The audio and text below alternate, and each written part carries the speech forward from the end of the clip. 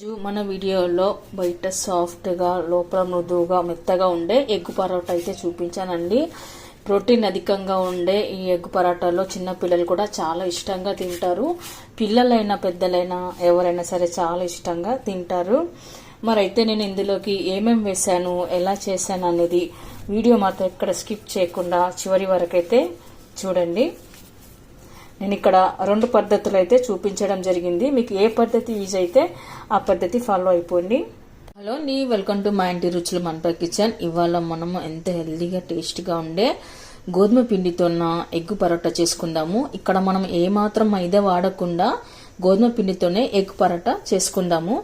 ఇక్కడ నేను 2 కప్పుల వరకు అయితే గోధుమ పిండి తీసుకుంటున్నానండి. అలాగే 4 ఎగ్స్, మామూలు గుడ్లు ఉడకబెట్టినవి అయితే కాదు, మామూలు గుడ్లు అయితే తీసుకున్నాను. తర్వాత ఇప్పుడు మనము ఒక బౌల్ తీసుకొని అందులోకి గోధుమ పిండి వేసుకోవాలి. ఇలా 2 కప్పుల వరకు వేసుకున్న తర్వాత ఉప్పు కొద్దిగా వేసుకోవాలి. ఆ తర్వాత మనం 1 టీ స్పూన్ వరకు జీలకర్ర వేసుకుందాము. ఆ తర్వాత సాఫ్ట్గా రావడం కోసం, పరోటా సాఫ్ట్గా రావడం కోసం కొద్దిగా ఆయిల్ వేసుకోవాలి. ఇప్పుడు మనం పిండిని అంతా ఒకసారి కలిపేసుకొని పెట్టుకోవాలి. తర్వాత ఇప్పుడు మనం కొద్దిగా వాటర్ వేసుకుంటూ పిండిని కలుపుకుందాము. ఇలా ఒకసారి మనం పిండి కలిపి పెట్టుకున్న తర్వాత కొద్దిగా ఆయిల్ అయితే వేసుకోవాలండి. ఆయిల్ వేసుకోవడం వల్ల చేతికి పిండి అంటుకోకుండా ఉంటుంది. ఇలా అంతా పిండిని మనం సాఫ్ట్గా కలుపుకొని పెట్టుకోవాలి. మనం ఇలా చపాతీ పిండిని మెత్తగా కాకుండా మామూలుగా తడుపుకొని పెట్టుకోవాలండి. ఆ తర్వాత మనము ఒక 10 నిమిషాలు 10 to 15 minutes వరకు మూసి పక్కన పెట్టుకుందాము. తర్వాత ఇప్పుడు మనం పరాటాలోకి స్టఫింగ్ కోసం ముందుగా కడాయి పెట్టుకొని అందులోకి 2 టేబుల్ స్పూన్ల వరకు అయితే ఆయిల్ వేసుకోవాలి. ఇప్పుడు ఆయిల్ హీట్ అయిన తర్వాత మనం ఉల్లిపాయ ముక్కను ఇలా వీలైనంత సన్నగా కట్ చేసుకొని పెట్టుకోవాలి. ఇప్పుడు మనం ఉల్లిపాయ ముక్కలోని పచ్చివాసన పోయే వరకు కలుపుకొని పెట్టుకోవాలి. చాలామంది అనుకుంటారండి ఇది ప్లాస్టిక్ స్పూన్ కాదు, ఇది సిలికాన్ స్పూను. మనం ఇలా పాత్రలో వేసి కలిపేటప్పుడు సౌండ్ రాదు, పైగా ఇలా గీతలు కూడా పడవు అన్నమాట. దానికోసమే మనం ఈ స్పూన్ అయితే వాడాల్సి వస్తుంది. మామూలుగా వుడ్ స్పూన్ వాడినా స్టీల్ స్పూన్ వాడినా కూడా మనకు సౌండ్ వస్తుంది, గీతల సౌండ్ పడుతుంది, ఇలా క్రాకెస్ వస్తాయి. కాబట్టి మనం ఇలా స్పూన్తోనే కలపాలి, సిలికాన్ స్పూన్తోనే మనం కలుపుకోవాలి. ఆ తర్వాత మనం కరివేపాకుని ఇలా సన్నగా కట్ చేసుకొని వేసుకోవాలి. తర్వాత కొద్దిగా పసుపు, రుచికి సరిపడా ఉప్పు వేసుకోవాలి. ఇప్పుడు అల్లం వెల్లుల్లి పేస్ట్ ఇవన్నీ వేసాక ఒకసారి కలుపుకొని పెట్టుకోవాలి. ఇప్పుడు ఉల్లిపాయ ముక్కలు మరీ మెత్తగా కాకుండా, అంటే మరీ మాడిపోకుండా, బ్రౌన్ కలర్ రాకుండా కాస్త ఉడికిపోతే సరిపోతుంది. ఆ తర్వాత మనం పగలగొట్టి పెట్టుకున్న ఎగ్స్ని వేసుకోవాలి. ఇలా ఎగ్స్ వేసుకున్న తర్వాత కలుపుకొని పెట్టుకోవాలి. ఇలా కలిపి పెట్టుకున్న తర్వాత మనం తినే కారాన్ని బట్టి కారం వేసుకోవాలి. తర్వాత 1 టీ స్పూన్ ధనియా పౌడర్, జీరా పౌడర్, తర్వాత ఇప్పుడు కొద్దిగా గరం మసాలాను వేసుకోవాలి. ఇలా అన్నీ వేసి పెట్టుకున్న తర్వాత వేసి పెట్టుకున్న గుడ్డుకు మొత్తం మసాలా అంటేట్లాగా మనం కలుపుకొని పెట్టుకోవాలి. ఎగ్గుకంతా ఇలా మసాలా అంటేలా కలుపుకొని పెట్టుకోవాలండి. తర్వాత వీటిని అంతా బాగా మనం ఇలా చూరుగా చేసుకోవాలి. అప్పుడే స్టఫింగ్ రెడీ అయినట్ల మనకు పరోటాలు చేసుకోవడానికి కూడా సులువుగా అవుతుంది. మొత్తం చాలా ఇలా పీసెస్ అవ్వాలి, స్మాల్ పీసెస్, అంటే చిన్న ముక్కలుగా అవ్వాలి అన్నమాట. ఇలాంతా మనం చేసి పెట్టుకున్న తర్వాత కాస్త చల్లారాలి. చల్లగైన తర్వాత ఒక బౌల్లోకి వేసుకొని పెట్టుకుందాము.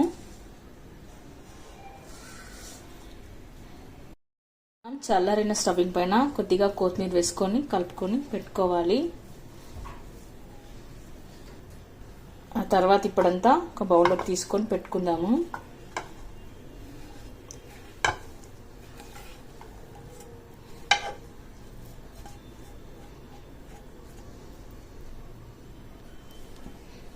ఇదంతా మనం ఒక బౌల్లోకి వేసి పెట్టుకున్న తర్వాత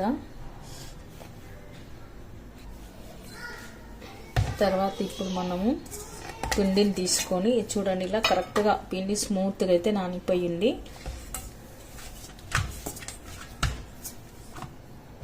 ముందుగా మనం పిండిని అయితే ఇలా చిన్న చిన్న ఉండలుగా చేసుకొని పెట్టుకోవాలి.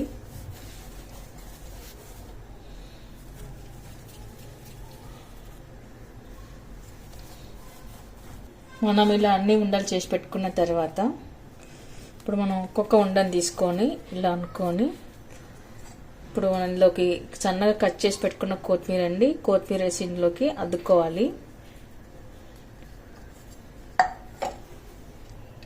ఇలా కొత్తిమీర అంటించి పెట్టుకున్న తర్వాత పొడి పిండిలోకి అద్దుకొని మనం చిన్నగా పూరి సైజు లాగా రుద్దుకొని పెట్టుకోవాలి.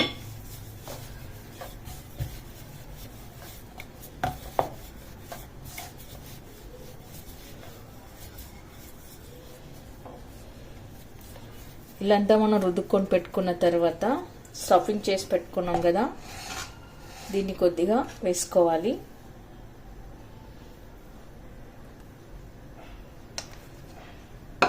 వేసి పెట్టుకున్న తర్వాత పిండి మొత్తం కవర్ అయ్యేలాగా మనం ఇలా అంటించుకోవాలి. ఇలా అంతా కవర్ చేసుకొని పెట్టుకోవాలి.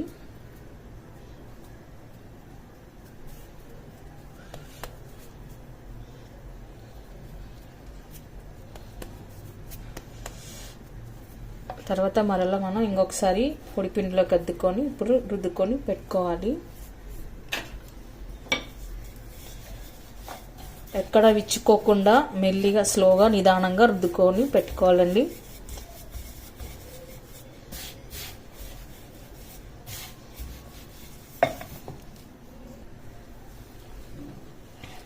ఇలా కాస్త మందంగా రుద్దుకొని పెట్టుకున్న తర్వాత మనం బాగా కాలిన చపాతీ పెనం పైన వేసుకోవాలి. తర్వాత ఇప్పుడు కొద్దిగా ఆయిల్ వేసుకుంటూ రెండు వైపులా కాల్చుకొని పెట్టుకోవాలి. ఇటువైపు కూడా కొద్దిగా ఆయిల్ అప్లై చేసుకోవాలి.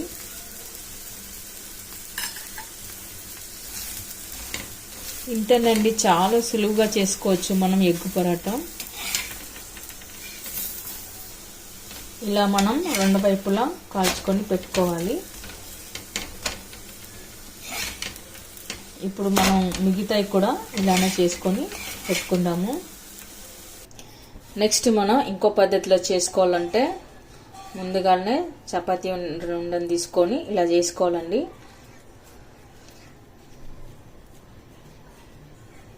ఇలా మనం చేతితో ఇలా చేసి పెట్టుకున్న తర్వాత స్టఫింగ్ని పెట్టుకోవాలి.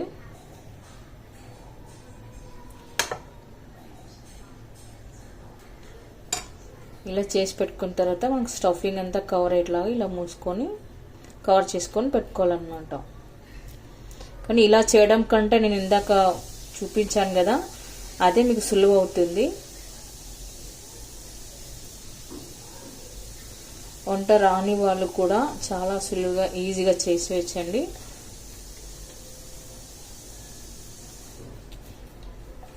ఇలాంతా కవర్ చేసి పెట్టుకున్న తర్వాత పైన కొద్దిగా కొత్తిమీర అంటించుకోవాలి.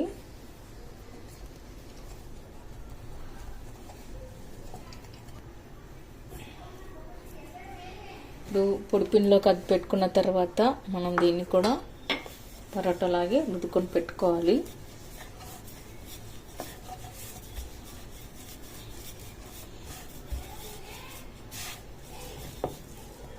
ఇలా మనం రుద్దుకొని పెట్టుకున్న పరోటాని ఇంతకు ముందులాగే కాల్చుకొని పెట్టుకోవాలి. ఇలా మనం రెండు వైపులా ఆయిల్ అంటించుకుంటూ కాల్చుకొని పెట్టుకోవాలి.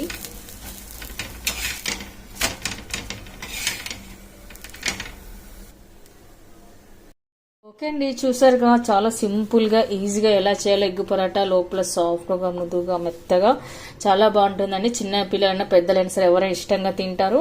మనం మార్నింగ్ బ్రేక్ఫాస్ట్లోకి, ఈవినింగ్ స్నాక్స్లోకి, లంచ్ టైంలోకి, డిన్నర్ టైంలోకి, ఏ టైంలో అయినా చేసుకోవచ్చండి. పిల్లలకి లంచ్ బాక్స్లోకి కూడా మనం వీటిని చేయొచ్చు. అయితే మీరు కూడా ఒకసారి ట్రై చేయండి. మీకు ఎలా కుదిరిందో కామెంట్స్లో పెట్టండి. లైక్ చేయండి, షేర్ చేయండి. తప్పకుండా మన ఛానల్ని సబ్స్క్రైబ్ చేయండి. Thank you for watching.